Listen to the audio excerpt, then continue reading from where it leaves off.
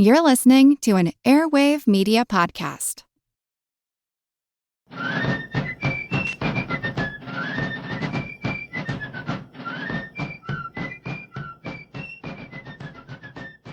Hello, and thank you for joining the American Revolution. Today, episode 196, the Rhode Island Campaign. By late summer 1778, the British forces in North America were mostly restricted to their major garrisons around New York City and Quebec. The next largest force in North America was in and around Newport, Rhode Island. Back in 1776, when General Howe had ordered his second-in-command, General Clinton, to capture Newport, Clinton had been upset because it removed him from the primary campaign in New Jersey against Washington's retreating Continentals. After capturing Aquidneck Island, Clinton went back to London to resign his commission. The king refused to accept his resignation and sent him back to New York City. The British garrison in Newport then came under the command of General Richard Prescott. The Continentals managed to kidnap the general, as I discussed in episode 147, and the British sent General Robert Pigot to take his command in Rhode Island. Because the soldiers were needed elsewhere, Rhode Island never really got enough soldiers to go on the offensive in New England. Instead, they fortified Aquidneck Island and kept the waters around it as a port for the Navy. Occasionally, the Americans in the surrounding areas would run minor raids against the island, but this was really just harassment. Other than the mission to kidnap General Prescott, there was not really a whole lot they could do. Actually, retaking Aquidneck Island without being able to control the waters around the island was just not possible. In the spring of 1778, General Pigot ordered a few British raids against the mainland, which I described back in episode 185. But again, those were day raids, designed as a quick search and destroy mission to be over before the enemy could respond in force. These minor raids aside, the occupation was pretty much a standoff for nearly 2 years, with the British in control of Aquidneck Island and the Patriots controlling the surrounding mainland. General Pigot commanded between 2,000 and 3,000 British regulars and Hessians, along with a handful of Loyalist militia thrown in. In July, just before the French fleet reached New York, General Clinton, now commander of forces in North America and operating out of New York, sent an additional 2,000 regulars to Newport under the command of General Richard Prescott. Although Prescott was returning to his old command, the more senior General Pigot remained in overall command at Newport. A short time later, Clinton dispatched another 2 regiments of Hessians. All of these reinforcements traveled by sea and arrived via troop transports. Rounding out Pigot's command were Major General Francis Smith and Hessian General Friedrich Wilhelm von Lossberg. With all these reinforcements, General Pigot had close to 6,000 soldiers under his command in defense of Aquidneck Island. And the British Navy also still had at least a dozen smaller warships in the waters around Aquidneck in order to protect against any American assault on the island from the mainland. The Americans had been frustrated with this British outpost in New England, but the Continental Navy was no match for the British, thus leading to this nearly 2-year standoff. Once the French Navy, under Admiral d'Estaing, was able to threaten the British Navy, Washington finally saw a chance to remove the British from Newport.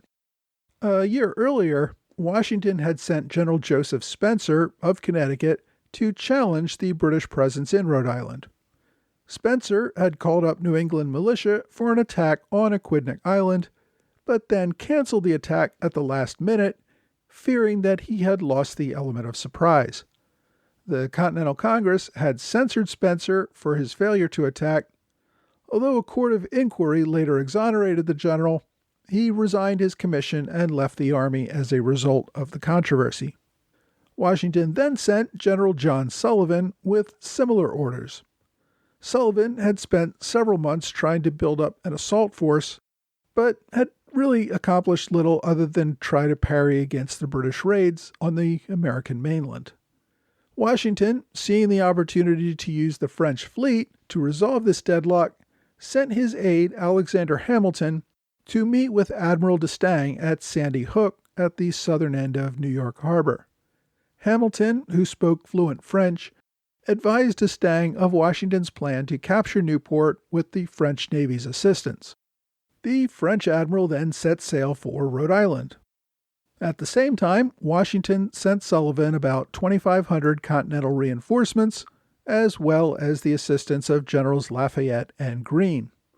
Nathaniel Greene was, of course, from Rhode Island. Even though he was serving as quartermaster of the army at this time, Washington hoped his presence in the military command would help inspire local militia to turn out. The bulk of the Continental Army remained at White Plains, New York, just north of New York City, and perhaps a week's march from Newport. Washington was not going to break his siege of British-occupied New York City. His position north of the city also prevented Clinton from trying to march any British reinforcements overland to Rhode Island. Washington had called on Sullivan to raise 5,000 New England militia to supplement his army, but to keep the involvement of the French fleet a secret. Washington had hoped to keep the French fleet's arrival a secret from the British. Sullivan had difficulty getting the militia to turn out in great numbers until the actual arrival of the French fleet on July 29th. Buoyed by the presence of the fleet, New England militia began making their way to the Continental camp. Congress also ordered 3 Continental Navy ships in Boston to work with D'Estaing's fleet. 2 of the ships could not muster enough sailors to even leave port. All the sailors, of course, were serving aboard privateers. A 3rd ship, the 32-gun Warren, did manage to leave port. However, the ship's captain, John Burroughs Hopkins, much like his father, the now-disgraced Commodore Esek Hopkins, opted to disobey orders and set out in search of a merchant fleet sailing from Ireland to New York City. Washington's aide, Colonel John Lawrence, had been attached to General Sullivan for the campaign. Lawrence received Sullivan's instructions, then waited for the French fleet. When it arrived at Point Judith at the mouth of Narragansett Bay, Lawrence, who also spoke French fluently, met with Admiral D'Estaing. The meeting did not go particularly well. Lawrence informed D'Estaing that Sullivan only had about 1,600 soldiers ready to go. He was still awaiting the arrival of the Continental reinforcements under Lafayette and Greene. He was also still awaiting the arrival of most of the New England militia. D'Estaing also learned that the British had destroyed most of the Continental boats in their May raids. Sullivan wanted to wait for the arrival of more reinforcements and the manufacture of more boats before he could begin his assault. The French fleet should guard the entrance to Narragansett Bay and await further instructions. The French were not happy about having to wait. It simply gave the British time to improve their defenses. There was also the danger that the British could send a relief fleet before they could take out the defenders at Aquidneck Island. Also, the French sailors and soldiers aboard the ships had not been ashore since sailing from France. The men were suffering from scurvy and lack of fresh water. On top of all that, D'Estaing was perturbed that General Sullivan was issuing orders to him like he was some sort of subordinate officer. The British did, in fact, take advantage of the delay. The French fleet was much larger than the small British contingent of ships around Newport. Admiral Howe had issued orders to make sure British ships were not captured. The British Navy unloaded and scuttled the ships in Narragansett Bay, where they would serve as obstacles to an advance by the French fleet. The crews mounted the cannons in batteries around various islands in Narragansett Bay, prepared to contest any French advance. The day after his arrival, D'Estaing sent 2 of his ships into Narragansett to the west side of Connecticut Island, which sat to the west of Aquidneck Island. The British defenders on Connecticut spiked their cannons, blew up their powder magazine, and retreated back to Aquidneck. The following day, the French landed a small party and raised a French flag on Connecticut. A couple of days later, they placed their own cannons on the island to cover the entrance to Newport Harbor. They did not land on the island in force, though, fearing a British counterattack would lead to the soldiers being trapped on the island. French ships also attacked several British warships that were still unloading onto Aquidneck. The British abandoned their ships and set them on fire, their primary goal keeping the ships from falling into the hands of the French. On August 1st, General Sullivan came aboard the Languedoc to meet personally with Admiral d'Estaing. The leaders agreed that once they were ready, the Continentals would land on Aquidneck from their bases on the mainland east of the island. The French would land on the west coast at the same time. The French also landed some of their sick to be cared for on the mainland, turned over several hundred prisoners from prize ships to be held as American prisoners, and sent to Boston 9 prize ships that they had captured since leaving France.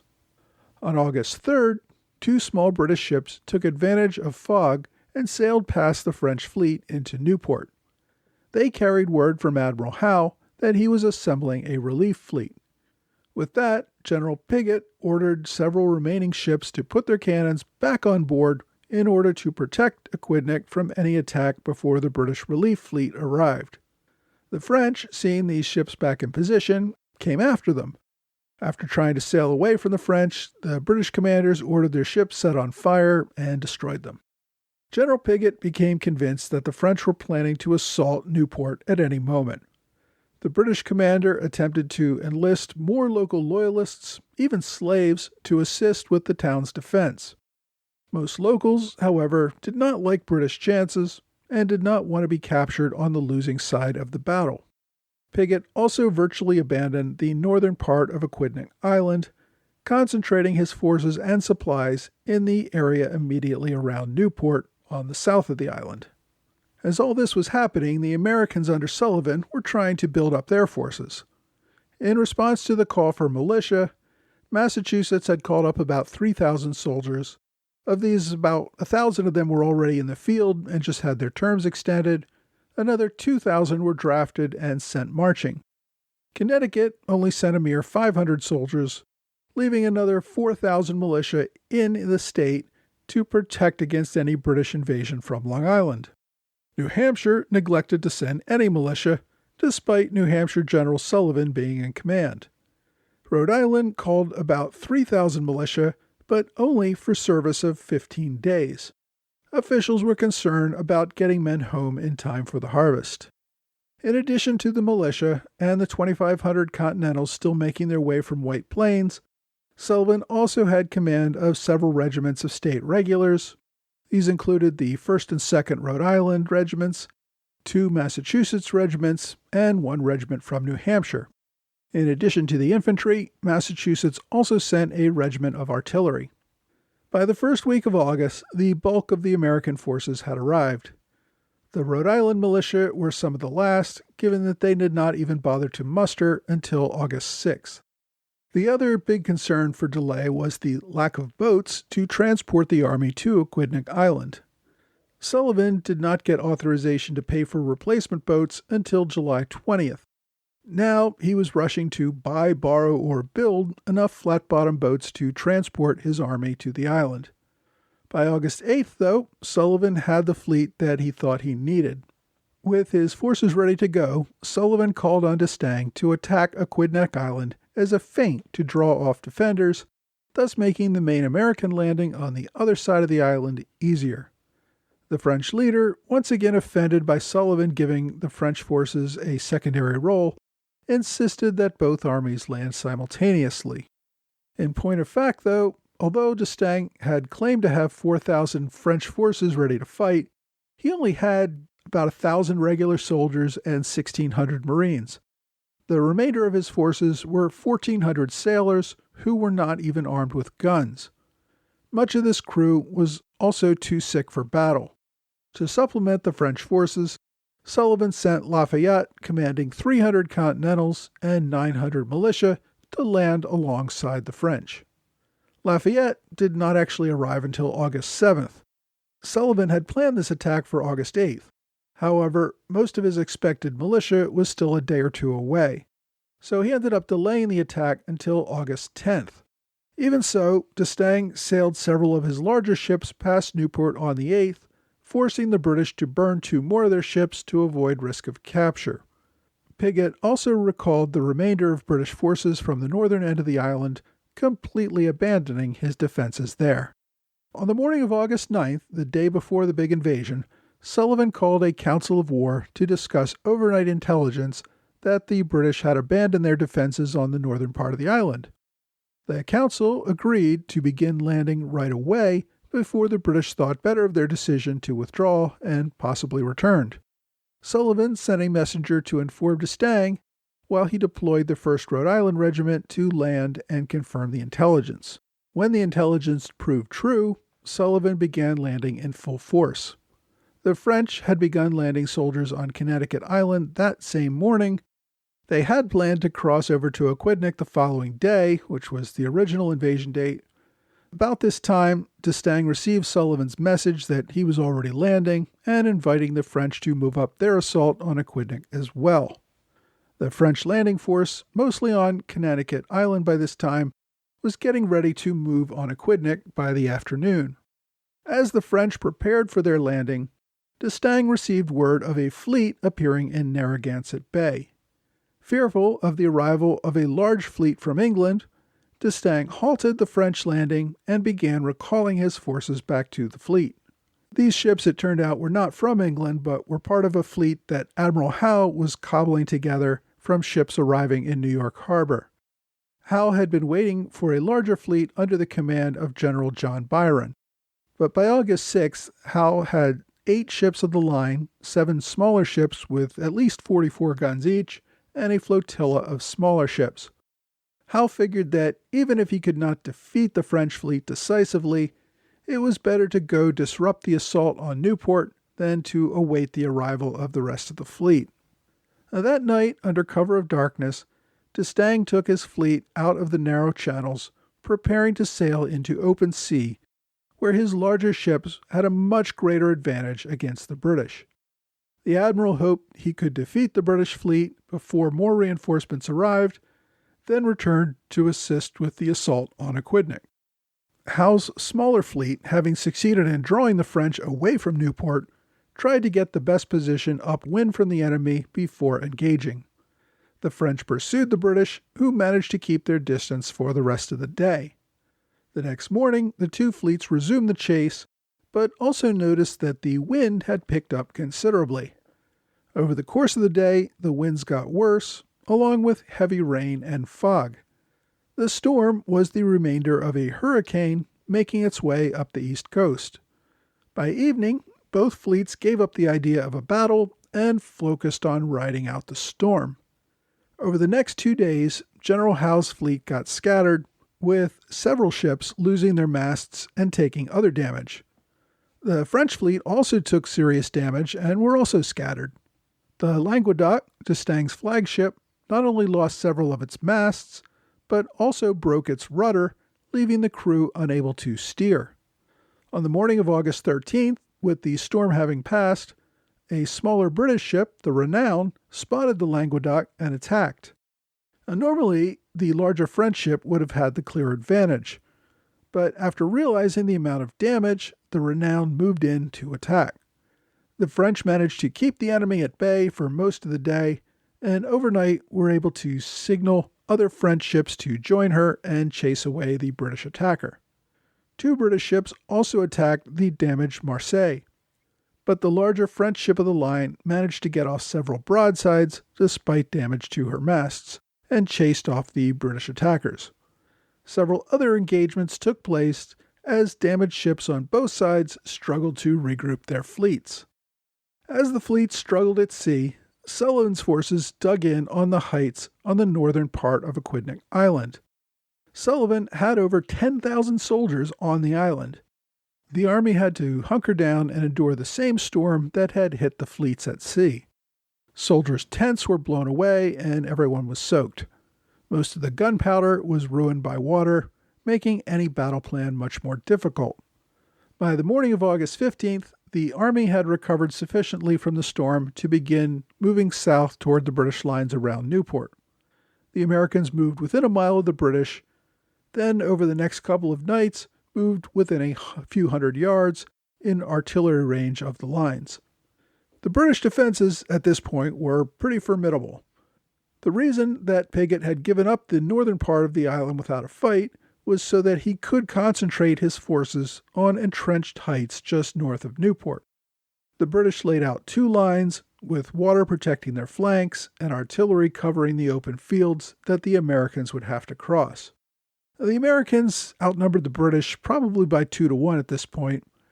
Sullivan tried to bait the British into leaving their lines to advance on the Americans, but Piggott remained safely inside his defensive perimeter. For several days, the two sides just traded artillery fire, each side waiting for their navy to return. On August 20th, the British garrison happily caught sight of the British ship Senegal returning to Narragansett Bay. Their hopes were dashed after learning that the Senegal was now a prize ship under French control. Several other ships from the French fleet also soon appeared. They were badly damaged, but the French fleet was returning to Narragansett, not the British. If the French controlled the waters around Newport, the British could only hold out for a short time before inevitably having to surrender. Their only hope was that a British fleet would arrive before they reached the end of their supplies. The Americans appeared to be on the verge of victory.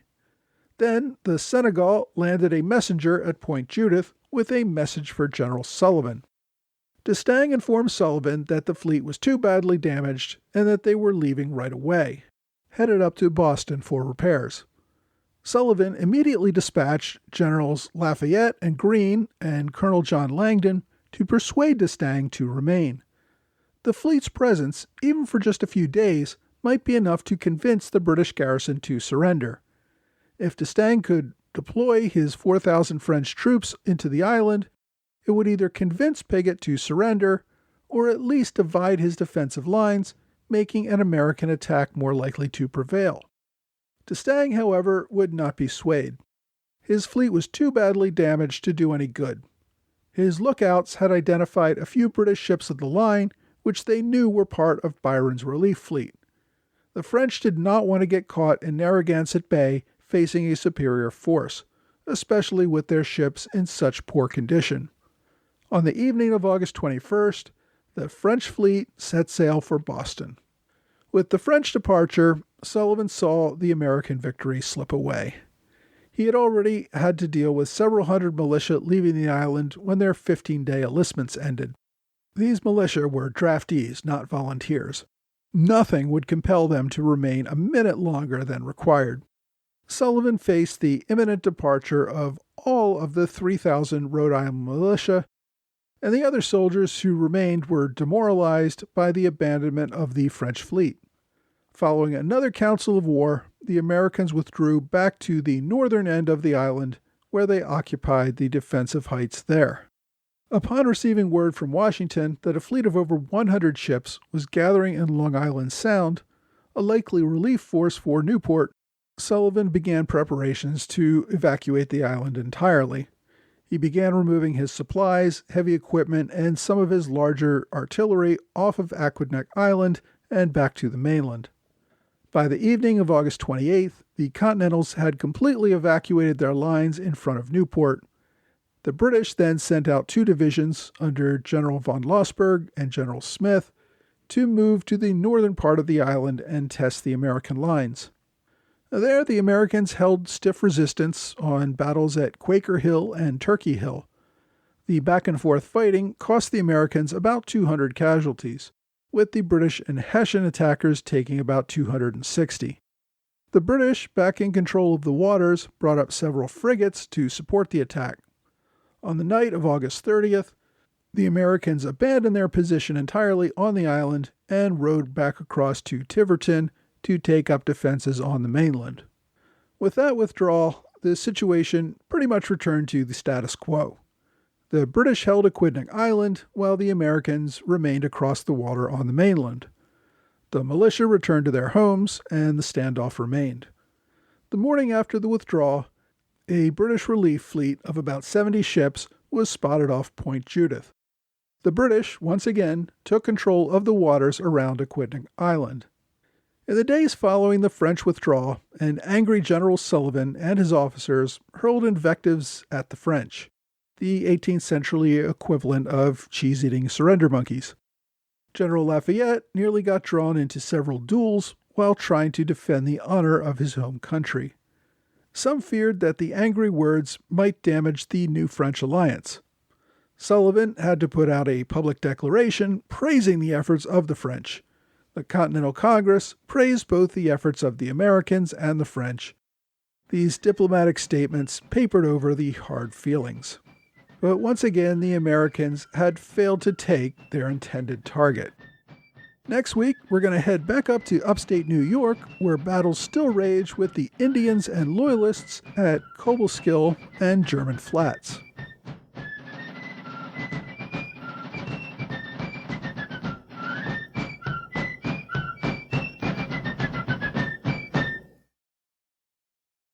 Hey, thanks for joining the American Revolution Podcast After Show. My thanks to Trey Nance, George Davis, Lewis White, and Robert Hunter for support of this podcast at the Alexander Hamilton Club level on Patreon. Also thanks to Lyceum for his support on Patreon in the Robert Morris Circle. I'd also like to thank my longtime Patreon supporters, Lester Mallett and Eric Wigginton. All of you help support this podcast and help me to cover my expenses. Now, this week we covered quite a bit. The military buildup in Rhode Island, the American invasion, then the naval battle, and finally the retreat from Aquidneck Island. I actually thought about breaking this up into 2 episodes in order to get into even more details, but decided in the end to cover it as I did. That also means that I'm trying to keep this after show short because the main show went a little bit long this week. The Rhode Island campaign was a really large campaign, though. It involved more than 10,000 soldiers on the American side alone, as well as all the British and French soldiers. It really was a massive undertaking, comparable to some of the other larger campaigns of the war. Now, the reason it probably gets less attention is that the consequences of the campaign were that it really didn't change anything.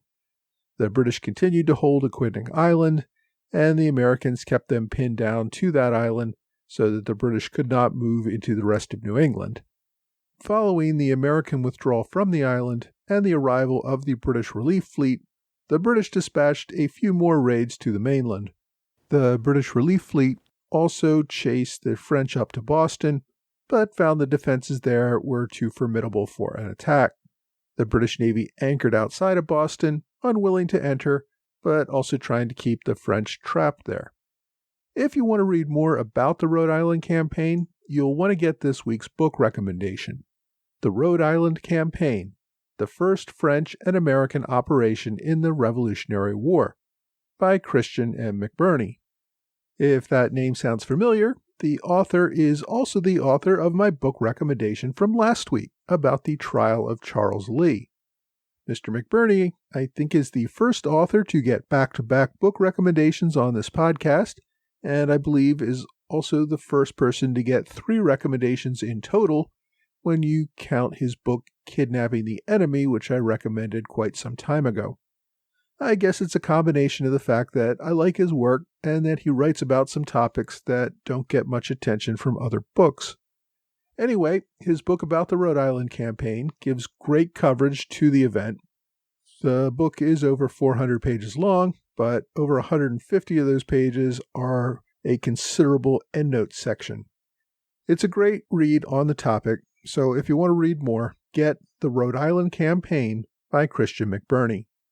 For my online recommendation this week, I'm going to go a bit off topic. There are a number of good online resources about the Rhode Island campaign that I mentioned in my blog's further reading section for the episode, but none of them are particularly comprehensive or ones that I really think need to stand out. So instead this week, I want to mention another podcast that I've been enjoying lately. It's called the History of North America podcast by Mark Vinette.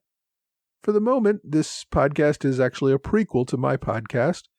Mark starts with some of the ancient history of the continent for a few episodes, and then jumps into the age of exploration.